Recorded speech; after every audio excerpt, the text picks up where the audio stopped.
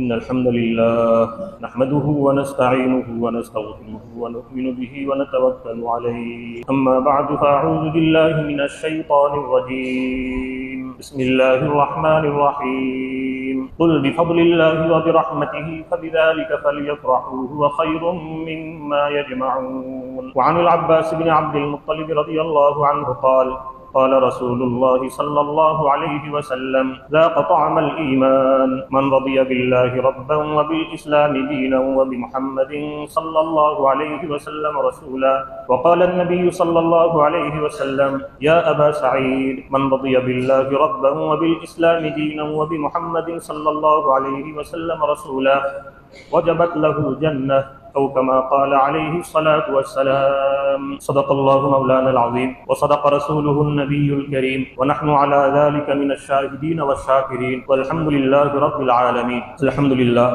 الله رب العالمين فضل کرم الله تعالى আজকে পবিত্র জুমার দিনে জুমার সালাত ও খুতবায় শামিল হওয়ার উদ্দেশ্যে আমাদেরকে মসজিদে আসার তৌফিক দান করেছেন আলহামদুলিল্লাহ।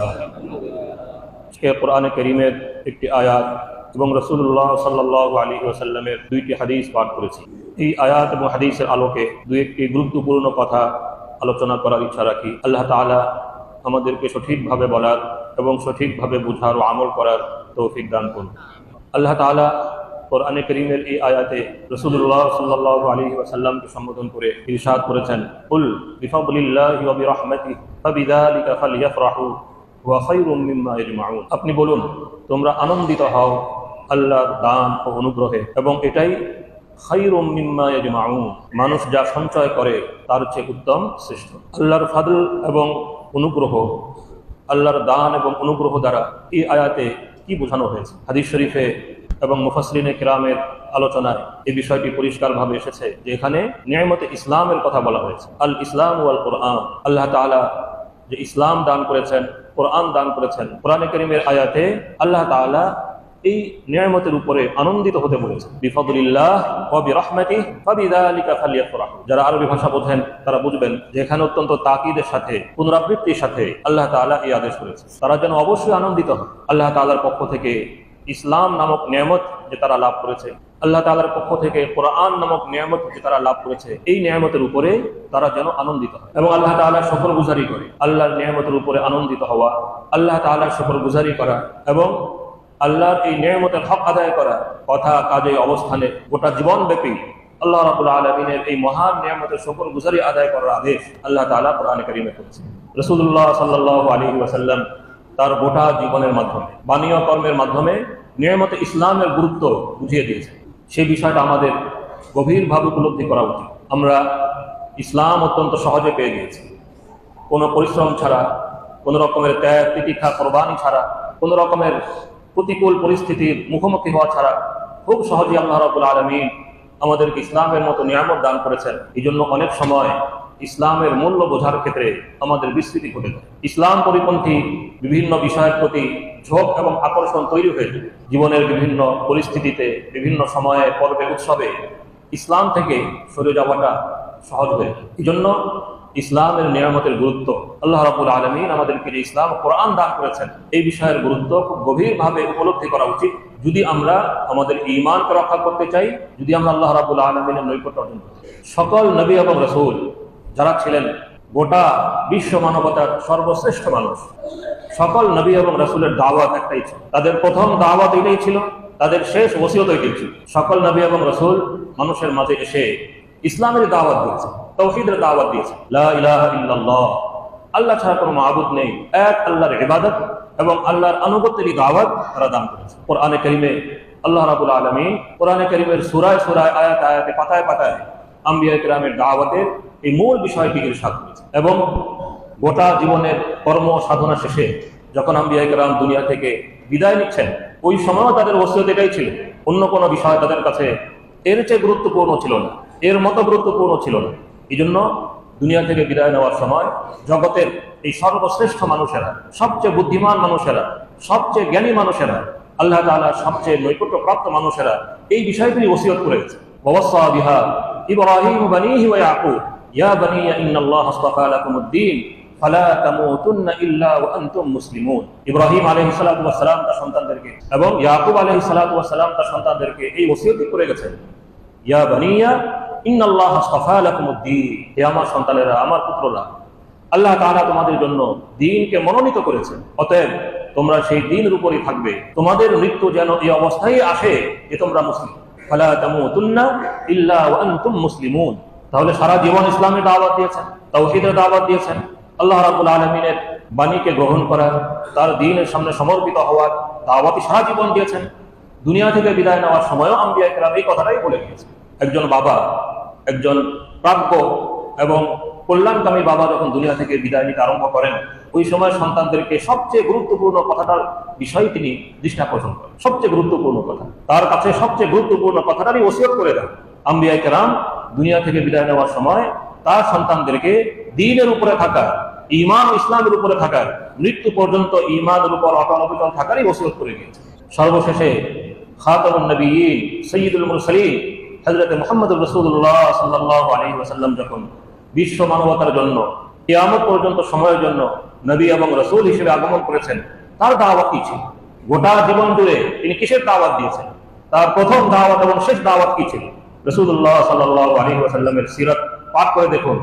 মক্কার প্রতিকূল পরিস্থিতিতে যখন তিনি ছাড়া আর কোনো মুনাফিক ছিল না, সব মুশরিক, একমাত্র এক আল্লাহর বান্দা হযরত মুহাম্মদুর রাসূলুল্লাহ সাল্লাল্লাহু আলাইহি ওয়াসাল্লাম আল্লাহর পক্ষ থেকে তাওহীদ এবং ঈমানের শিক্ষা পেয়েছেন। এই অবস্থায় প্রথম দিন থেকে পরিষ্কারভাবে তাওহীদের দাওয়াত আরম্ভ করেছেন এবং শেষ দিন পর্যন্ত রাসূলুল্লাহ সাল্লাল্লাহু আলাইহি ওয়াসাল্লামের এই দাওয়াতই ছিল। একদম মক্কি জিন্দেগিতে যখন তিনি দাওয়াত আরম্ভ করেছেন, ইসলামের দাওয়াত দিয়েছেন, ইসলাম কবুল করার দাওয়াত দিয়েছেন, মানুষের কাছে কাছে গিয়েছেন, বাজারে বাজারে গিয়েছেন, মানুষের কাছে গিয়ে এই দাওয়াত দিয়েছেন, ইয়া আইয়ুহান নাস কুলু লা ইলাহা ইল্লাল্লাহ তুফলিহু, হে মানুষ তোমরা বলো লা ইলাহা ইল্লাল্লাহ, তাহলেই তোমরা সফলতা প্রাপ্ত হবে, সফল হয়ে যাবে। তো ইসলাম কবুল করার দাওয়াত দিয়েছেন প্রথম দিন থেকে। যখন দাওয়াত দিয়েছেন, স্বাভাবিক নানা রকমের প্রতিকূলতা তার সামনে এসেছে, নানা রকমের কথা তার সামনে এসেছে। যে সমস্ত কথার কিছু কিছু আমরা আজকাল শুনি এবং ওই সকল কথায় প্রভাবিত হয়ে পড়ি, ওই সকল বিষয় তো রাসূলুল্লাহ সাল্লাল্লাহু আলাইহি ওয়াসাল্লাম এবং সাহাবায়ে কেরামের সামনে এসেছে। তিনি যখন তাওহীদের দাওয়াত আরম্ভ করেছেন, তো মক্কার মুশরিকেরা নানা কথা বলতে আরম্ভ করল। তারা বলল যে কুরাইশ গোত্র, গোটা আরবে যাদের সুনাম রয়েছে, প্রভাব রয়েছে, প্রতিপত্তি রয়েছে, সেই কুরাইশ গোত্রের মাঝে আপনি বিবাদ বিসংবাদ তৈরি করে দিলেন, সমাজের মধ্যে বিবাদ তৈরি করলেন, বিভক্তি তৈরি করলেন। আপনার এই দাওয়াতের কারণে, আপনার আহ্বানের কারণে মানুষ দুই ভাগে ভাগ হয়ে গিয়েছে। কিছু আগের সেই মূর্তি পূজার মধ্যে রয়েছে, আর কিছু মূর্তি পূজার বিরোধী হয়ে গিয়েছে। আপনি তো গোত্রকে, সমাজকে দুই ভাগে ভাগ করে দিয়েছেন। গোটা আরবের সামনে কুরাইশ গোত্রের ভাবমূর্তিকে ক্ষুণ্ণ করেছে। তারা আগে ঐক্যবদ্ধ ছিল, আপনার দাওয়াতের কারণে গোটা আরবের সামনে তাদের ভাবমূর্তি ক্ষুণ্ণ হচ্ছে। আপনি বলুন আপনি কি চান? আপনি কি চান নেতৃত্ব? তাহলে আমরা আপনাকে আমাদের নেতা বানিয়ে দিতে প্রস্তুত আছি। আপনি কি অর্থবিত্ত চান এবং আমাদের সমাজের সবচেয়ে রূপসী নারীকে বিয়ে করতে চান? সব আমরা দিতে রাজি আছি। আপনি যা চান আমরা আপনাকে তা দিতে রাজি আছি, কিন্তু আপনি এটা বন্ধ করুন। আপনার কারণে আমাদের বাপ দাদার নির্বুদ্ধিতা প্রমাণিত হচ্ছে, বাপ দাদাকে নির্বোধ সাব্যস্ত করা হচ্ছে যে তারা মূর্তি পূজা করতো। মুহাম্মদ সাল্লাল্লাহু আলাইহি ওয়াসাল্লাম আপনি এটা বন্ধ করুন। খাজা আবু তালিব তখন জীবিত, আকিল ইবনে আবি তালিব, খাজা আবু তালিবের ছেলে, তিনি বলেন যে যখন মক্কার নেতৃস্থানীয় ব্যক্তিরা আবু তালেবের কাছে এসে এই অভিযোগ করলো যে আপনার ভাতিজাকে নিষেধ করুন, তিনি সমাজের মধ্যে বিভক্তি তৈরি করেছেন, তিনি আমাদের বাপদাদার ভাবমূর্তি ভুলুণ্ঠিত করেছেন, তিনি গোটা আরবের সামনে কুরাইশের ভাবমূর্তি বিনষ্ট করেছেন, তাকে বলুন এই দাওয়াত বন্ধ। রাসূলুল্লাহ সাল্লাল্লাহু আলাইহি ওয়াসাল্লামকে চাচা ডাকলেন, ডেকে তার সামনে বিষয়টা পেশ করলেন। হে মুহাম্মদ সাল্লাল্লাহু আলাইহি ওয়াসাল্লাম, আপনার চাচাতো ভাইয়েরা আপনার ব্যাপারে এই অভিযোগ নিয়ে এসেছে, আপনার কি মত? রাসূলুল্লাহ সাল্লাল্লাহু আলাইহি ওয়াসাল্লাম সব শুনলেন। শোনার পরে আরবের নীতি অনুসারে, আরবের মানুষের বোধগম্য উপস্থাপনায় রাসূলুল্লাহ সাল্লাল্লাহু আলাইহি ওয়াসাল্লাম আকাশের সূর্যের দিকে তাকিয়ে ইশারা করে বললেন, তোমরা কি সূর্য দেখতে পাচ্ছ? তারা সবাই বলল যে হ্যাঁ দেখতে পাচ্ছি। রাসূলুল্লাহ সাল্লাল্লাহু আলাইহি ওয়াসাল্লাম বললেন, তোমরা যেমন এই সূর্য থেকে একটি স্ফুলিঙ্গ আমার কাছে নিয়ে আসতে সক্ষম নও, আমিও আমার এই দাওয়াতকে ত্যাগ করতে ওই পরিমাণই অক্ষম। তোমরা এই সূর্য থেকে একটি স্ফুলিঙ্গ আমার কাছে নিয়ে আসতে যেরকম অক্ষম, আমিও তোমাদের কারণে এই দাওয়াত ত্যাগ করতে, তাওহীদের দাওয়াত ত্যাগ করতে ওই রকমই অক্ষম। রাসূলুল্লাহ সাল্লাল্লাহু আলাইহি ওয়াসাল্লাম প্রথম দিন মক্কি যুগে যখন তার গোটা কওম তার বিরুদ্ধচারী হয়ে যাওয়ার, তার প্রাণের শত্রুতে পরিণত হওয়ার আশঙ্কা ছিল, ওই সময় রাসূলুল্লাহ সাল্লাল্লাহু আলাইহি ওয়াসাল্লাম তাওহীদের দাওয়াতকে লা ইলাহা ইল্লাল্লাহ মুহাম্মাদুর রাসূলুল্লাহ, আল্লাহ ছাড়া কোনো মাবুদ নেই, মুহাম্মদ সাল্লাল্লাহু আলাইহি ওয়াসাল্লাম আল্লাহর রাসূল, এই দাওয়াতকে উচ্চকিত করেছে, কোনো কিছুর পরোয়া করেন। ফলে কি হয়েছে, ধীরে ধীরে একজন একজন করে যারা সত্য সন্ধানী আল্লাহ তাআলার তৌফিক প্রাপ্ত বান্দা তারা একে একে এই তাওহীদের দাওয়াতকে গ্রহণ করেছে। আস্তে আস্তে মুসলিমের সংখ্যা বেড়েছে, তাদের উপর কাফের মুশরিকের জুলুম অত্যাচার অব্যাহত ছিল, কিন্তু এরপরও তারা অটল অবিচল ছিলেন। এক পর্যায়ে আল্লাহ রাব্বুল আলামিন এই দিনকে বিজয়ী করেছেন, এই দিনকে প্রতিষ্ঠিত করেছেন। সাহাবায়ে কেরামের মাঝে, সাহাবায়ে কেরামের অন্তরে এই দিনের চেয়ে, ইসলামের চেয়ে বড় আর কিছুই ছিল না, এই দিনের চেয়ে মূল্যবান আর কিছুই ছিল না। ইসলামের মাধ্যমে আল্লাহ রাব্বুল আলামিন যে জীবন ব্যবস্থা দান করেছেন, সেই জীবন ব্যবস্থার চেয়ে উত্তম কোনো কিছু তাদের নিকটে আর কিছুই ছিল, তারা তো এটাতেই সন্তুষ্ট ছিল। রাসূলুল্লাহ সাল্লাল্লাহু আলাইহি ওয়াসাল্লাম সাহাবায়ে কেরামকে এই তরবিয়তই করেছেন, এই শিক্ষায় দান করেছেন যে এটাই হলো নাজাতের একমাত্র পথ, এটাই হলো সৌভাগ্যের একমাত্র চাবিকাঠি, দুনিয়া এবং আখিরাতের কল্যাণ আল্লাহ রাব্বুল আলামিন ঈমান ও তাওহীদের মধ্যেই রেখে দিয়েছেন। ইসলাম কবুল করা ছাড়া, ঈমান ও তাওহীদকে সর্বান্তকরণে গ্রহণ করা ছাড়া দুনিয়া এবং আখিরাতের সাফল্য, দুনিয়া আখিরাতের কল্যাণ লাভ করা কিছুতেই সম্ভব নয়। মাদানী জিন্দেগিতে জীবনের শেষের দিকে রাসূলুল্লাহ সাল্লাল্লাহু আলাইহি ওয়াসাল্লামকে সাহাবায়ে কেরাম বিভিন্ন কিছু জিজ্ঞাসা করেছেন। হযরত আব্বাস রাদিয়াল্লাহু আনহু, রাসূলুল্লাহ সাল্লাল্লাহু আলাইহি ওয়াসাল্লামের চাচা আব্বাস ইবনে আব্দুল মুত্তালিব, আব্দুল মুত্তালিবের পুত্র আব্বাস রাদিয়াল্লাহু আনহু। তাহলে আবু তালিব তার কি হচ্ছেন? আবু তালিব তার ভাই।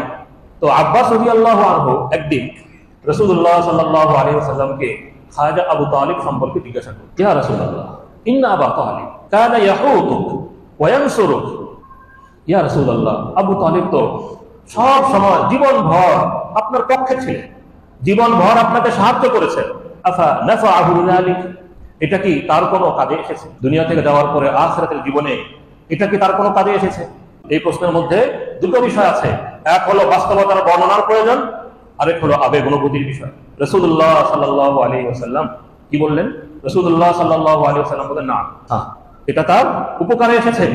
আমি তাকে পেয়েছিলাম ফি গামারাতিন মিনান নার ফাআখরাজতুহু ইলা দাহদাহ, আমি তাকে জাহান্নামের আগুনের গভীরে পেয়েছিলাম, সেখান থেকে তাকে জাহান্নামের আগুনের উপরের অংশে তুলে এনেছি। এইটুকু উপকার হয়েছে। কি বোঝা গেল? এখান থেকে বোঝা গেল যে ঈমান ছাড়া মুক্তির কোনো উপায়, ঈমান যদি না আনা হয়, ইসলাম কবুল না করা হয়, রাসূলুল্লাহ সাল্লাল্লাহু আলাইহি ওয়াসাল্লাম যে দ্বীন এবং শরীয়ত নিয়ে এসেছেন, সেই দ্বীন এবং শরীয়তকে সর্বান্তকরণে যদি গ্রহণ না করা হয়, সারা জীবন যদি তার সাহায্যও করা হয়, সারা জীবন যদি তার পক্ষেও থাকা হয়, তার একেবারে নিকটাত্মীয় কেউ হয়, তবুও ঈমান আনা ছাড়া জাহান্নাম থেকে নাজাতের কোনো উপায় নেই। হয়তো জাহান্নামের শাস্তি বাহ্যত কিছু লাঘব হতে পারে, কিন্তু সেই লাঘব হওয়া তো শাস্তিপ্রাপ্ত যে ব্যক্তি, সেই ব্যক্তি কিছুই অনুভব করতে পারে না। একজন আগুনের গভীরে আছে, আর একজন আগুনের উপরে আছে। বাইরে থেকে যারা দেখবে তারা মনে করবে যে গভীর থেকে উপরে চলে আসলো, কঠিন আগুন থেকে উপরের আগুনে চলে আসলো, কিন্তু যে আগুনে পুড়ছে সে কি কোনো পার্থক্য অনুভব করবে? সে কোনো পার্থক্য অনুভব করছে, সে তো পুড়ছে, আগুনে পুড়ছে। রাসূলুল্লাহ সাল্লাল্লাহু আলাইহি ওয়াসাল্লাম খাজা আবু তালিব সম্পর্কে কথাটা বলেছেন। সারা জীবন তিনি রাসূলুল্লাহ সাল্লাল্লাহু আলাইহি ওয়াসাল্লামের পক্ষে ছিলেন, সারা জীবন তিনি রাসূলুল্লাহ সাল্লাল্লাহু আলাইহি ওয়াসাল্লামকে নুসরত করেছেন, সারা জীবন তো দাওয়াত দিয়েছেনই। জীবনের শেষ মুহূর্তে যখন তার মৃত্যু হয়ে যাবে, আল্লাহ রাসূল সাল্লাল্লাহু আলাইহি ওয়াসাল্লাম তার শিয়রে এসে আবেদন করতে থাকলেন, চাচা যান, একবার বলুন লা ইলাহা ইল্লাল্লাহ, আমি আপনার জন্য আল্লাহর নিকটে সুপারিশ করব। কিন্তু সেখানে আবু জাহাল উপস্থিত, মক্কার অন্যান্য নেতারা উপস্থিত, তারা বলতে লাগলো, হে আবু তালিব, আপনি কি আপনার বাবার ধর্ম ছেড়ে দিবেন? আব্দুল মুত্তালিবের ধর্ম ছেড়ে দিবেন? আপনি কি এটা করতে পারবেন?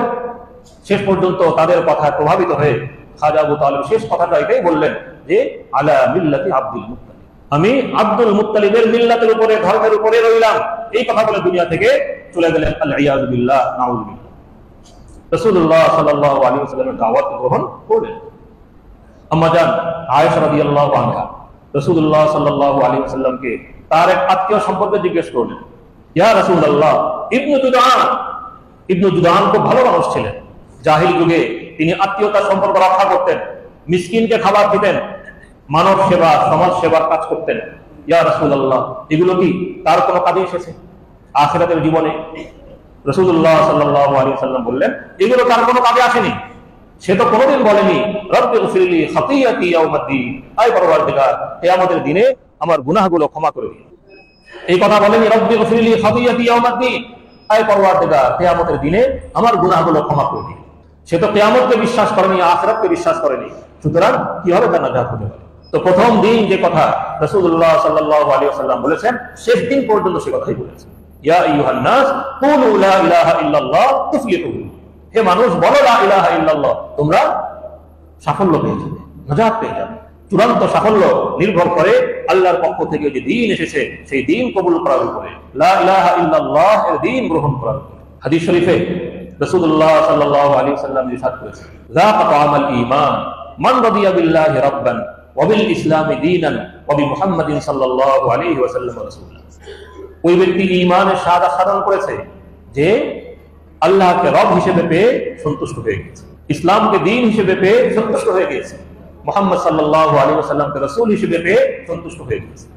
হযরত আবু সাঈদ খুদরি রাদিয়াল্লাহু আনহু রাসূলুল্লাহ সাল্লাল্লাহু আলাইহি ওয়াসাল্লামের বিখ্যাত সাহাবী, তাকে লক্ষ্য করে রাসূলুল্লাহ সাল্লাল্লাহু আলাইহি ওয়াসাল্লাম বলেন, ইয়া আবা সাঈদ মান রাদিয়া বিল্লাহি রাব্বা, যে আল্লাহকে রব হিসেবে পেয়ে সন্তুষ্ট, ওয়া বিল ইসলামি দীনা, ইসলামকে দ্বীন হিসেবে পেয়ে সন্তুষ্ট, ওয়া বি মুহাম্মাদিন সাল্লাল্লাহু আলাইহি ওয়াসাল্লাম রাসূলা, এবং মুহাম্মদ সাল্লাল্লাহু আলাইহি ওয়াসাল্লামকে রাসূল হিসেবে পেয়ে সন্তুষ্ট, ওয়াজাবাত লাহুল জান্নাহ, তার জন্য জান্নাত অবধারিত।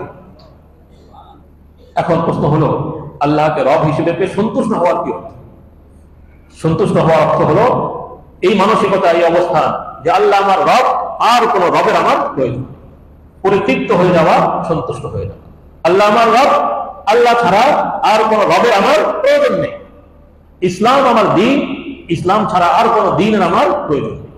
মুহাম্মদুর রাসূলুল্লাহ সাল্লাল্লাহু আলাইহি ওয়াসাল্লাম আমার রাসূল, তিনি ছাড়া আমার আর কোন আদর্শের প্রয়োজন। এই বোধ এবং বিশ্বাস, এটা হলো রেজা, আল্লাহর দ্বীনের প্রতি সন্তুষ্ট হয়ে যাওয়া। সাহাবায়ে কেরামের মধ্যে এই বিষয়টা ছিল। সাহাবায়ে কেরামের কাছে ইসলামের চেয়ে গুরুত্বপূর্ণ, ইসলামের চেয়ে মর্যাদাপূর্ণ, ইসলামের চেয়ে আল্লাহর বড় নিয়ামত আর কিছুই ছিল না। তাদের এই গভীর ঈমান থাকার কারণে জগতের কোন সভ্যতা সংস্কৃতি, জগতের কোন মতবাদ, জগতের কোন আদর্শ সাহাবায়ে কেরামকে বিচ্যুত করতে পারে, বিভ্রান্ত করতে পারে, প্রভাবিত করতে পারেনি। তারা ইসলামের উপরে অটল অবিচল ছিলেন। আমাদের মনে হতে পারে যে তারা কি বর্তমান সময়ের মতো সভ্যতা সংস্কৃতি দেখেছেন? তাদের যুগেও ছিল, তারা তো রোম ফারসের যুগে অবস্থান করেছেন। বর্তমান সময়ের মতো সেই যুগেও অত্যন্ত সভ্য এবং নানা সাংস্কৃতিক আদর্শের ধারক বাহক বহু জাতি পৃথিবীতে অবস্থান করছিল, বিদ্যমান ছিল।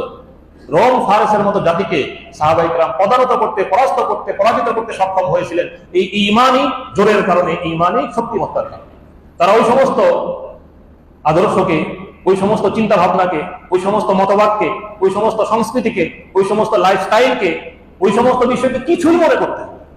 তারা মনে করতেন যে রাসূলুল্লাহ সাল্লাল্লাহু আলাইহি ওয়াসাল্লামের মাধ্যমে আল্লাহ রাব্বুল আলামিন আমাদেরকে সর্বোত্তম দ্বীন দান করেছেন, সর্বোত্তম জীবন ব্যবস্থা দান করেছেন, সর্বোত্তম জীবন আদর্শ দান করেছেন, সর্বোত্তম জীবন দর্শন দান করেছেন, যার মাধ্যমে আমাদের দুনিয়াও সুন্দর হবে, আখিরাতও সুন্দর। এই জন্য আজকেও সময় এসেছে, আজকেও আমরা নানা পরিবেশ পরিস্থিতি, নানা অবস্থার মধ্য দিয়ে যাচ্ছি, যে সময় আমাদের নিজেদের ঈমানকে নবায়ন করা প্রয়োজন, ঈমানের শক্তি বৃদ্ধি প্রয়োজন, ইসলামের সৌন্দর্য যথার্থতা উপলব্ধি করা প্রয়োজন। আমরা তো খুব অল্পেই বিচ্যুত হয়ে যাই। আমরা ভাষা, ভূখণ্ড, নানা নামে, নানা সংস্কৃতির অনুগামী হয়ে পড়ে খুব সহজে। পয়লা বৈশাখ উদযাপন করতে গিয়ে এতদিন পর্যন্ত যা হয়েছে তা তো আমরা প্রত্যক্ষ করেছি। কি হয়েছে আসলে পয়লা বৈশাখে যা হতো, এতদিন যা হয়েছে, আসলে কি হয়েছে? সেখানে যে নানা রকমের প্রাণীর মূর্তি বহন করে মিছিল করা হয়েছে, আর এর নাম দেওয়া হয়েছে মঙ্গল শোভাযাত্রা। কি ছিল আসলে এগুলো? তো আসলে শিরকেরই নানা শাখা প্রশাখা ছিল। ইসলামের সমান্তরালে, তাওহীদের দ্বীনের সমান্তরালে এই ভূখণ্ডে শিরককে প্রতিষ্ঠিত করার জন্য নানা ছলে বলে কৌশলে নানা রকমের পন্থা অবলম্বন করা হয়েছে। সংস্কৃতির নামে, নানা কিছুর নামে, বিনোদনের নামে মুসলিম ভূখণ্ডে শিরকের চাষবাসের চেষ্টা এতদিন পর্যন্ত করা হয়েছে। আর এখন যা করা হয়েছে তাও কি পরিপূর্ণ সমর্থনযোগ্য? যা করা হয়েছে সমর্থনযোগ্য না। এখানেও যা কিছু হয়েছে বিশাল অপচয় হয়েছে, অনেকে খুব আনন্দিত। আমরা নতুন কিছু দেখলাম, ড্রোন, নানা রকমের কিছু দেখলাম। কি পরিমাণ অর্থ এটার পেছনে খরচ হয়েছে, কোটি কোটি টাকার পেছনে খরচ হয়েছে। আমাদের দেশের একটি জাতির কি আসলে আমরা কি এতটাই সচ্ছল, এতটাই স্বাবলম্বী যে শুধুমাত্র অনুষ্ঠান করার জন্য, আনন্দ উৎসব করার জন্য রাষ্ট্রের কোটি কোটি টাকা খরচ করার মতো অবস্থা আমাদের রয়েছে।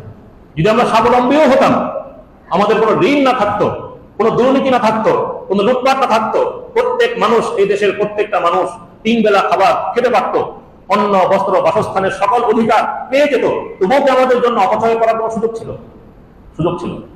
আমাদের আবার ইসলামের দিকে ফিরে আসতে হবে। ইসলামের শিক্ষাটা গভীরভাবে আমাদের উপলব্ধি করতে হবে। রাসূলুল্লাহ সাল্লাল্লাহু আলাইহি ওয়াসাল্লাম যখন মদিনায় হিজরত করে গেলেন, গিয়ে দেখলেন যে মদিনাবাসীর দুটো উৎসবের দিন রয়েছে, তারা সেই দুই দিনে উৎসব উদযাপন করে।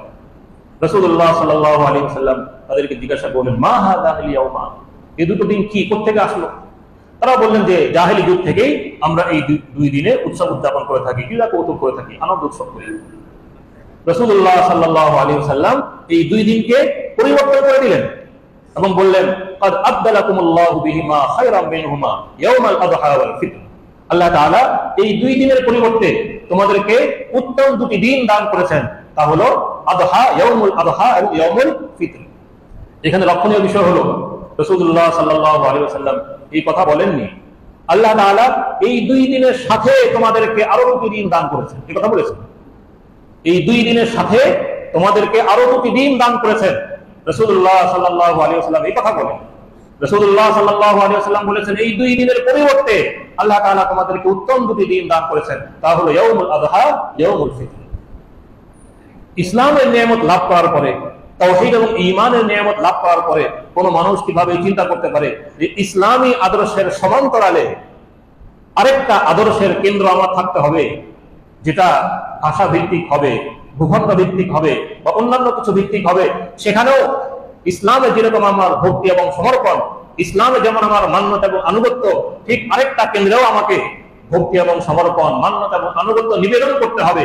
ইসলামের সমান্তরালে ওই রকমের আরেকটা কেন্দ্র আমার থাকা প্রয়োজন। নাউযুবিল্লাহ মিন যালিক। এরকমের চিন্তা যদি থাকে তাহলে সে আল্লাহর নিয়ামত ইসলামের নাশকরি করে।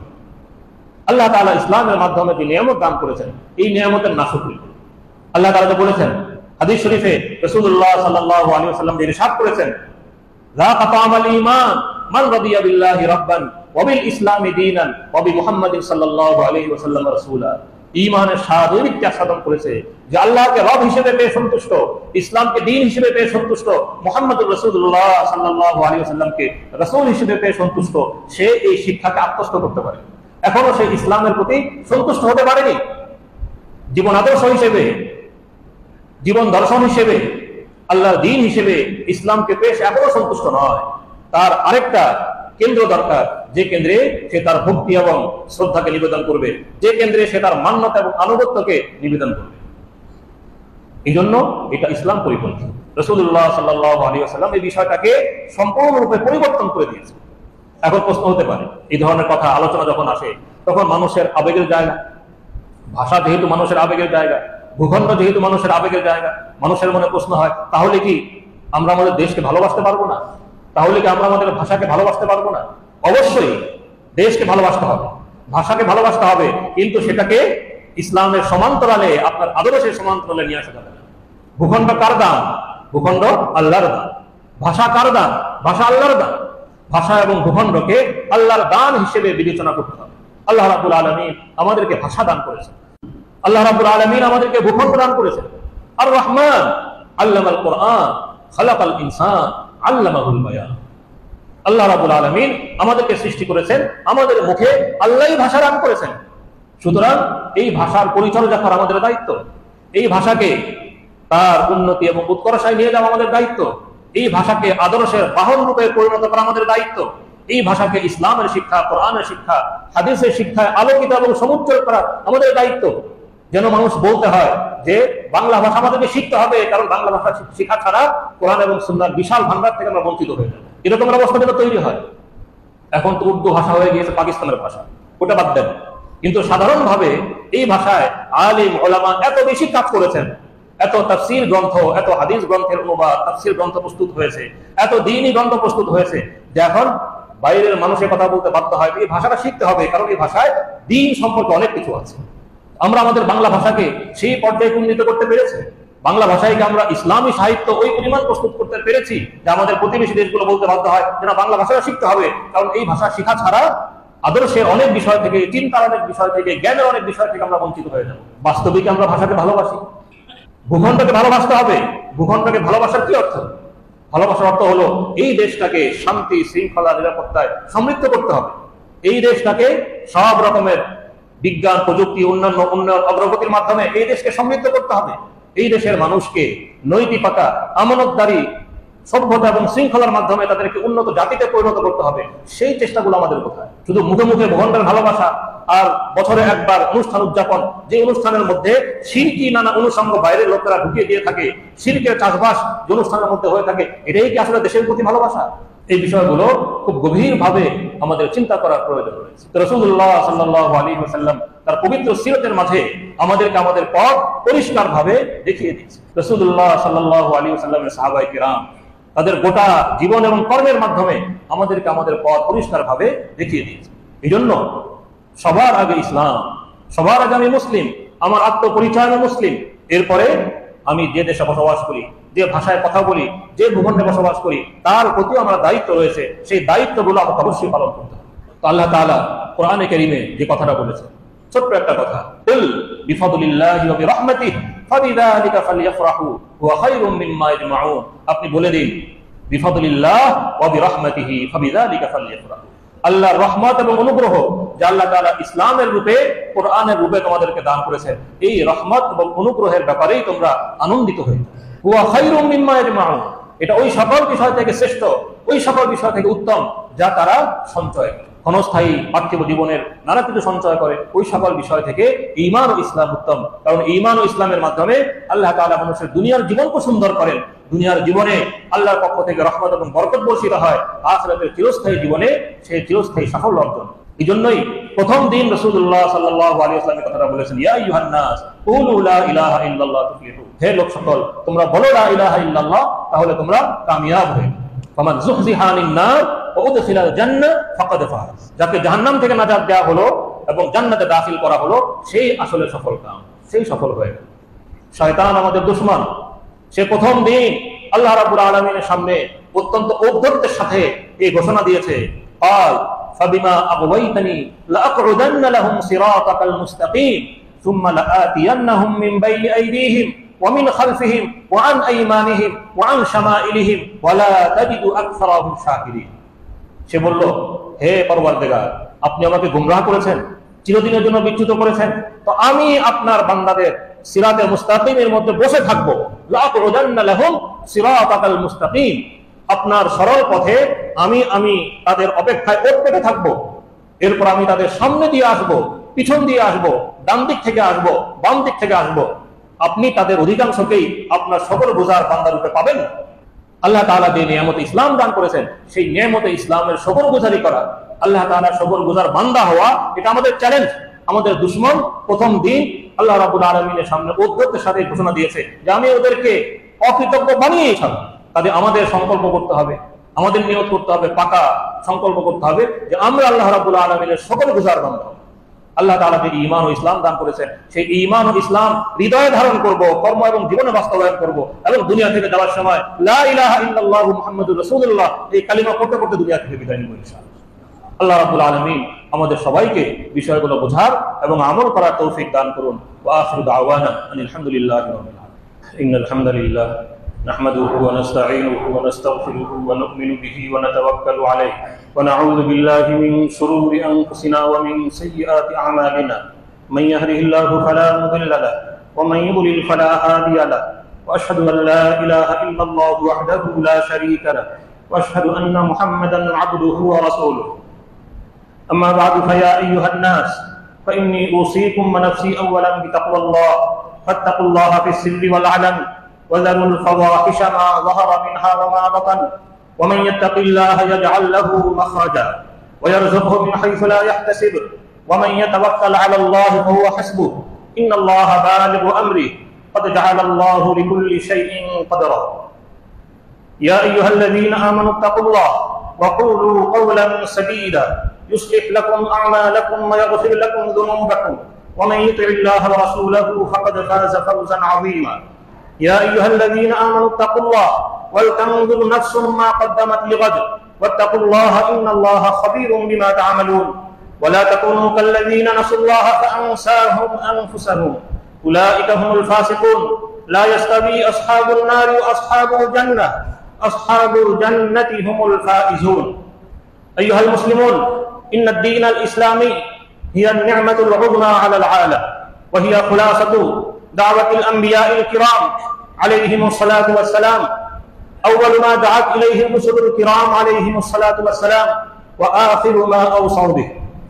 فكانت دعوة سيد المرسلين صلى الله عليه وسلم: يا أيها الناس قولوا لا إله إلا الله تفلحون.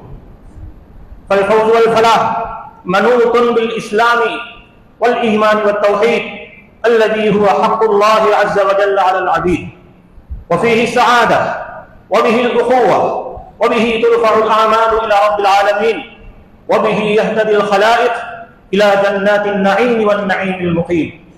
فافرحوا عباد الله وارضوا بهذه النعمة العظيمة الكريمة. فقد قال جل وعلا في كلامه المجيد: قل بفضل الله وبرحمته فبذلك فليفرحوا هو خير مما يجمعون. وقال عليه الصلاة والسلام: ذاق طعم الإيمان من رضي بالله ربا وبالإسلام دينا وبمحمد صلى الله عليه وسلم رسولا، رواه مسلم. وقال عليه الصلاة والسلام للصحابي الجليل أبي سعيد الخدري رضي الله عنه: يا أبا سعيد، من رضي بالله ربا وبالإسلام دينا وبمحمد صلى الله عليه وسلم رسولا وجبت له الجنة، رواه مسلم. فيا عباد الله، فافرحوا بتلك النعمة العظيمة الكريمة ولا تبغوا لها بدلا ولا عنها حولا. فقد قال عدوكم إبليس اللعين: ذلك اللعين الطريق. قال: فبما أغويتني لأقعدن لهم صراطك المستقيم ثم لآتينهم من بين أيديهم ومن خلفهم وعن أيمانهم وعن شمائلهم ولا تجد أكثرهم شاكرين. فكونوا عباد الله من عباد الله عز وجل الشاكرين بنعمة الإسلام، فلا تبغوا للإسلام بدلا ولا عن الإسلام حولا، لا باسم الوطن وثقافته ولا باسم التقدم وزهراته ولا باسم الحرية وشهواتها، فكل ذلك تزيين للشيطان اللعين، وكل ذلك كفر بنعمة الله عز وجل. عباد الله، وفقكم الله سبحانه وتعالى لاتباع مرضاته. بارك الله لنا ولكم بما في القرآن العظيم، ونفعنا وإياكم بالآيات والذكر الحكيم، إنه تعالى جواد كريم ملك بر رؤوف رحيم.